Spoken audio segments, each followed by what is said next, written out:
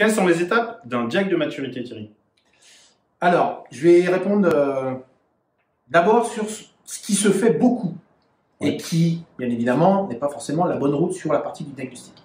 Un diagnostic, très régulièrement, qu'est-ce qu'on trouve? Des entreprises qui confient ça à un de leurs services, le service va créer le petit questionnaire qui va bien, les X questions qu'on va récupérer sur Internet ou qu'on fait en benchmark, on envoie le questionnaire, alors plan de com avec, des fois c'est plutôt bien fait. Plan de com, les gens répondent au questionnaire, on fait une analyse statistique des réponses, et puis on dit, ben voilà, la majorité des personnes pensent que, d'autres estiment que, et puis donc on va mettre un plan d'action sur tout ça.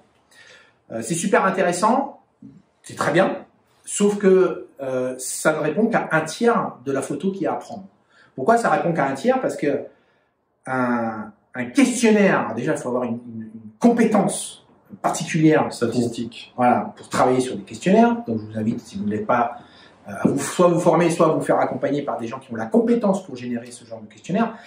Mais c'est surtout que, alors je vais pas dire que c'est impersonnel un questionnaire, mais on est un peu tout seul face à ces questions.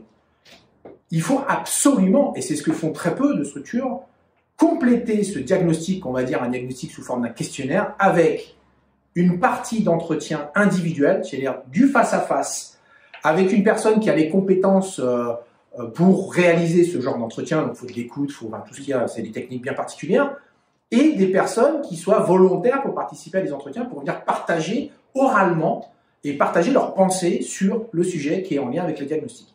Donc, un diagnostic format questionnaire, des entretiens individuels, en général 1 heure, 1 heure et demie max, c'est déjà bien suffisant.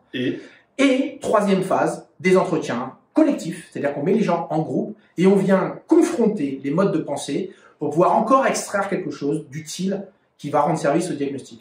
Une vraie photo, c'est questionnaire en ligne. Tu crées de la curiosité à ce moment-là. Ah bah clairement. Entretien individuel et entretien collectif. Entretien individuel et entretien collectif, c'est vraiment des choses qui sont pas opposées, mais qui sont extrêmement complémentaires. Ne faites pas l'un sans l'autre.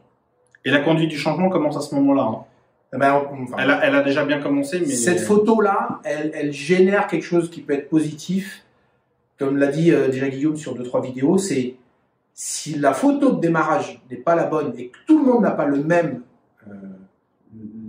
a fait un consensus sur la problématique pour qu'elle soit identifiée collectivement, si ça au démarrage c'est pas bon, vous pouvez faire tous les milliers de plans d'action et mettre des tonnes de milliers d'euros, ça fonctionnera pas, vous allez dans un mur. Le diagnostic entretien individuel, entretien collectif, c'est imparable. Salut.